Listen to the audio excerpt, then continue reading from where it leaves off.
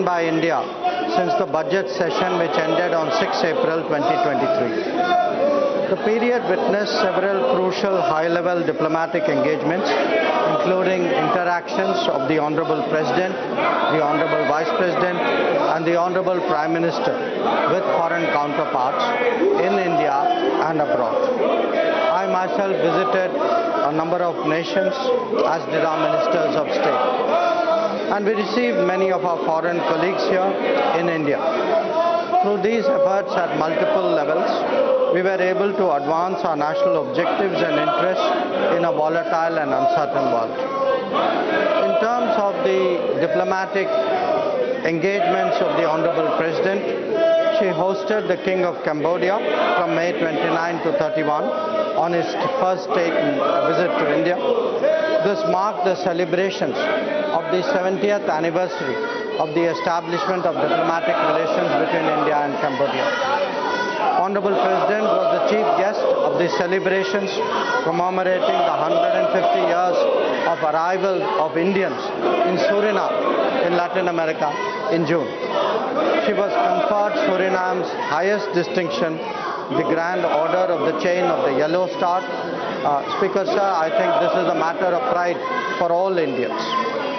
Honorable President also visited Serbia in the same month.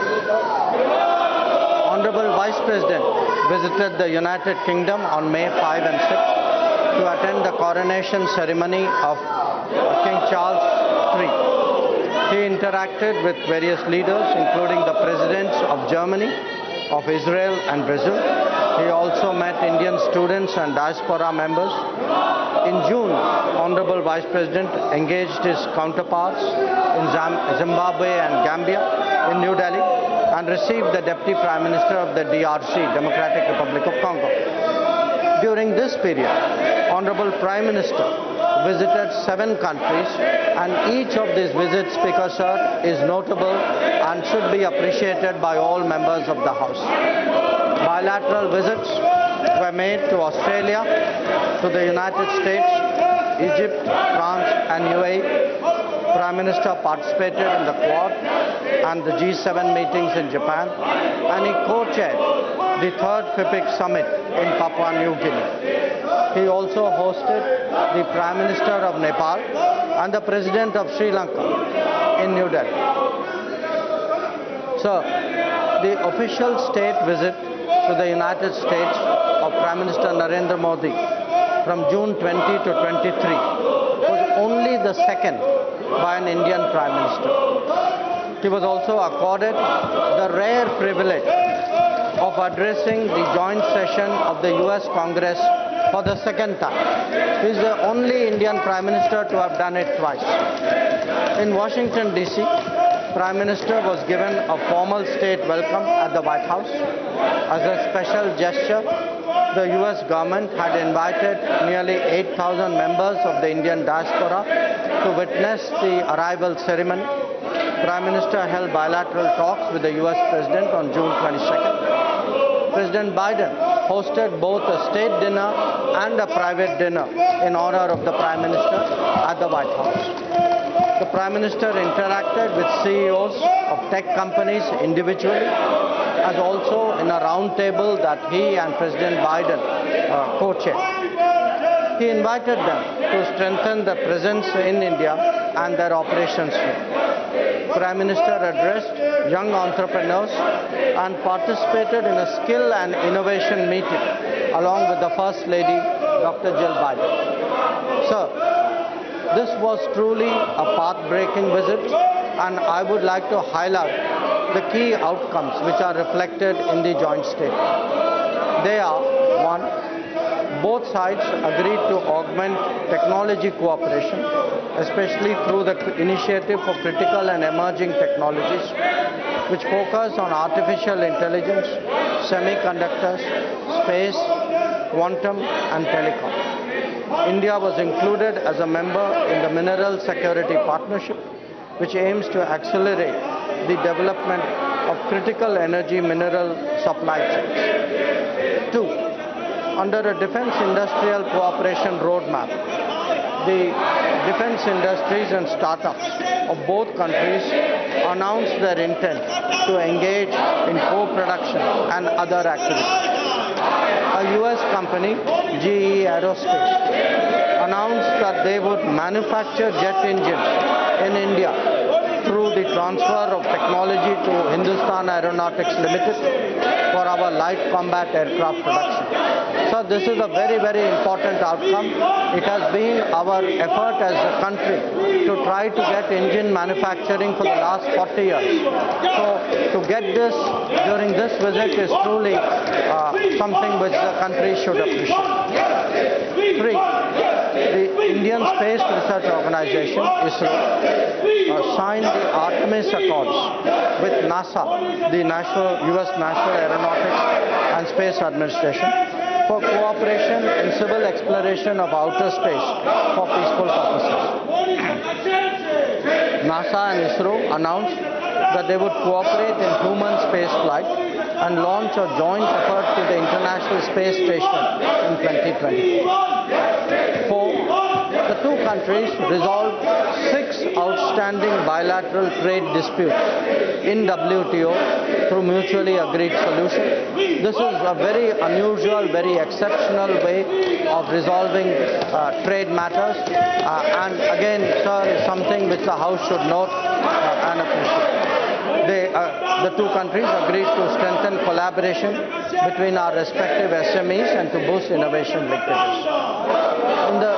In the semiconductor domain, 3 American companies, very well-known companies, made announcements to build a semiconductor assembly and test facility in India and for training Indian engineers and workforce. 6. In the telecommunications sector, both agreed to collaborate towards a bilateral trusted network, trusted sources framework, enable participation of Indian companies in the US RIP and Replace program, and undertake ORAN reciprocal projects. India and the US agreed to also accelerate cooperation in the field of green hydrogen. 7. To deepen people-to-people ties, and all honorable members should have an interest in this particular part of the cooperation, because we have a diaspora of 4.4 million Indians in the United States. The US has decided to open 2 new consulates in Bengaluru and Ahmedabad. India will also take steps to operationalize a new consulate in Seattle and look for 2 other locations. 7. We agreed to strengthen education partnerships, and the US agreed to return 105 antiquities that were illegally trafficked to the United States.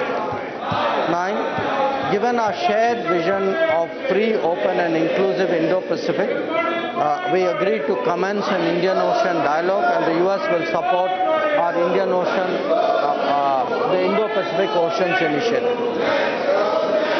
And 10. India and US will work together for the development of digital public infrastructure and also strengthen our cooperation in multilateral banks to address global challenges. Sir, honorable members, I think all honorable members would be interested to know that Prime Minister himself led the 9th International Day of Yoga on 21 June at the UN headquarters in New York. It involved 135 nationalities, and it set a Guinness World Record. World record, sir, for the number of countries for any single event in time.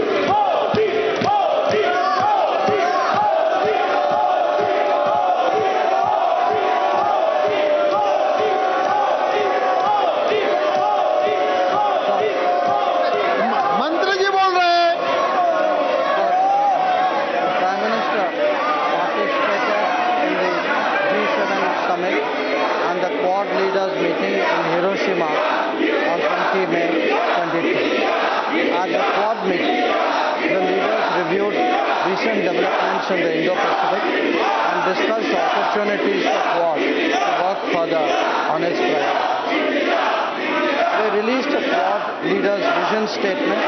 They announced a new clean energy supply chain initiative, a Quad infrastructure fellowship program, a Quad partnership for cable connectivity and resilience, and we will be working together, sir, for the first ORAN deployment in the Indo-Pacific in Palau. The leaders released a Quad statement also on critical and emerging technology standards, apart from reviewing the progress that we have made on our maritime domain awareness initiative. They launched a Quad investors network, and I am happy to inform the House that Prime Minister has invited all Quad leaders to India for the next summit in 2024. Prime Minister participated in the outreach summit of the G7. He held meetings with 14 presidents and prime ministers, as also the UN Secretary General. The details are there in my statement. With regard to his landmark visit to Australia, the Prime Minister held a meeting with his counterpart on May 24th, signing the Migration and Mobility Agreement was one of the highlights of the visit. It shows the commitment of the Modi government to support students and explore the global workplace. During his stay, the Prime Minister interacted with a very wide array of public figures, participated in a business roundtable, and addressed the Indian community, sir. I think we all had the privilege of seeing it in person. Many of us watched it in this nation on our television screens. And definitely it was one of the most memorable visits made by any head of government to Australia. And I think many honorable members would recall the words with which Prime Minister Albanese greeted Prime Minister Modi, calling him the boss. So I wish to also add that during the visit, Prime Minister announced our intention to establish a new consulate in Brisbane, and this is something which we will be doing for the benefit of Indians abroad as well as for NRIs very, very soon. Sir, I would now like to say a few words about Prime Minister's visit to France. He was a guest of honor at the Bastille Day. The Bastille Day is the national day of France. It is like our January 26th. We had a tri-services military contingent from India, including the Punjab Regiment. Punjab Regiment, sir, has a great history in France. It helped to defend Paris during the First World War. And Prime Minister, sir, was given the rare honor of being conferred the Grand Cross of the Legion of Honor. This is France's highest civilian award. And Prime Minister Narendra Modi was the recipient of this award.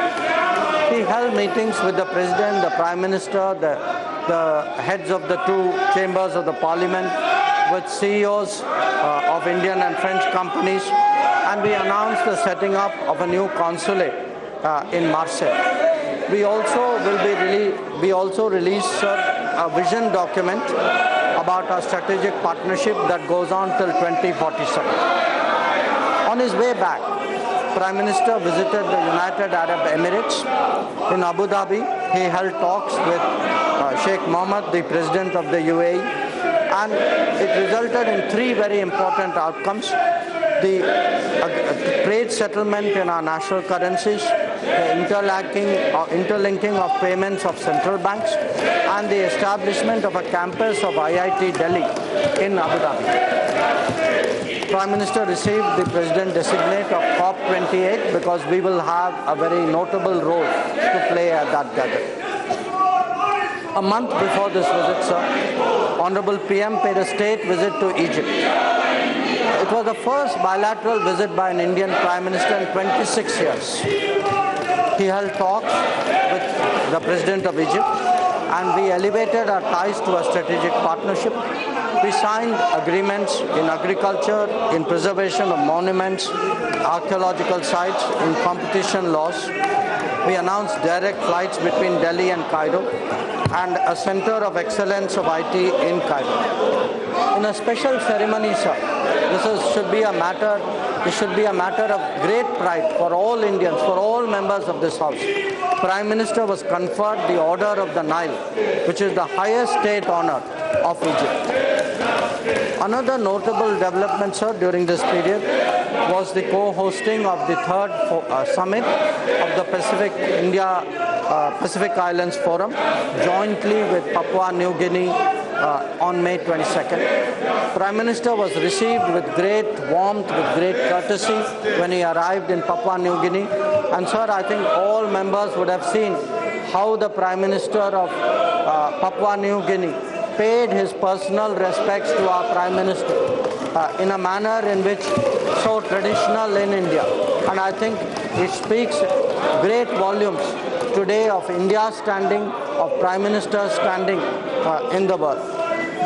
During his stay in Papua New Guinea, sir, Prime Minister was conferred the Grand Companion of the Order of Logohu by the Governor General of PNG, the Companion of the Order of Fiji by the Prime Minister of Fiji, and presented with Abaco, which is a symbol of leadership and wisdom, by the President of Palau. Each of these gestures, sir, I think should be noted and appreciated by members, by all citizens of this country, because it collectively, it reflects well on all of us. On the outcomes of the FIPIC Summit, sir, I want to say that we launched the Sustainable Coastal and Ocean Research Institute in Suva, in Fiji, the data warehouse for empowering Pacific Island countries, which will host geospatial data. This will be in Papua New Guinea. And we announced a range of health, IT, education, and public delivery initiatives, from a 100-bed hospital in Fiji to an IT center to Jaipur foot camps to sea ambulances.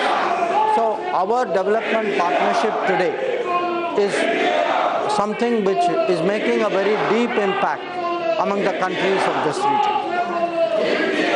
For the first time, sir, after we joined the SCO, we hosted the meeting of the Council of the Heads of State. It was done by the Prime Minister on 4th July in a virtual format.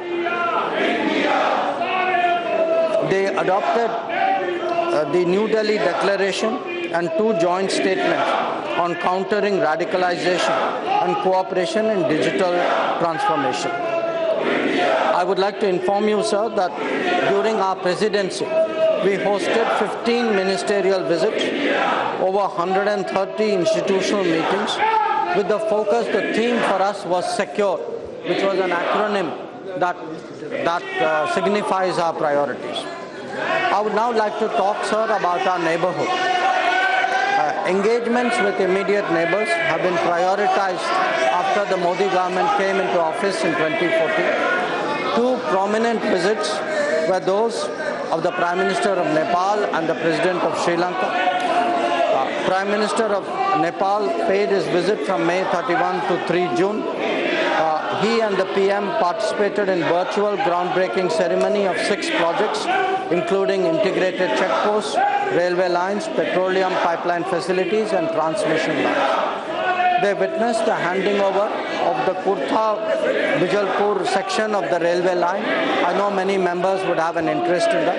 And they reached understandings on electricity imports from Nepal and on sale to Bangladesh through India. We have also committed to expand the border petroleum pipeline infrastructure. Where the President of Sri Lanka was concerned, this was his first visit to India in his present capacity. He had a very good discussion with our Prime Minister, and we covered all aspects of connectivity, from maritime, air and energy to financial and people-to-people. We signed agreements on development projects in Trincomalee district on animal husbandry, renewable energy and UPI interface. Prime Minister, sir, raised issues related to the Tamil community in Sri Lanka, and I hope, sir, that the members of Parliament with interest in this special subject should listen to this. That he reiterated the need to fulfill the aspirations of Tamils. He underlined the importance of implementing the 13th Amendment and conducting provincial council election. He also took up the issue of Indian fishermen. I'm sure you are aware that this is an issue which is frequently raised in this house also. And he requested the Sri Lankans to approach it on a humanitarian basis. May I, sir, touch briefly on the subject of the G20? I would like to assure you that it is advancing. The pressing issues facing humanity are being highlighted. We are focusing on mission life, on the popularization of millets, on a human-centric approach to climate action and development, as well as on use of technology to transform lives. We've had a number of ministerial meetings of the G20, sir, across India, including the development ministers meeting in Varanasi, in Hyderabad, in Goa, in Pune, in Gandhinagar, in Goa, and in Chennai. So we are realizing our intent to make India's presidency a truly national endeavor and showcase India to the world. So I would also like to assure you that ministers of the MEA have been very active during this period. I myself have traveled extensively in Africa and in Latin America. My colleague ministers of state have done so as well. May I say a few words, sir, about Operation Kaveri? This was an operation which was launched because of armed conflict in Sudan. We used both the Air Force and the Navy to bring back almost more than 4,000 of our citizens. So once again we have shown that the Modi government will never leave its people behind during any crisis anywhere in the world. Where fishermen are concerned, we have been successful in bringing back 74 of them from Sri Lanka and 398 of them from Pakistan. So in conclusion, sir, I would like to state that today we are serving Indian foreign policy serves as a force for good, for stability. We vigorously defend our national interests and we promote international cooperation abroad. Thank you, sir.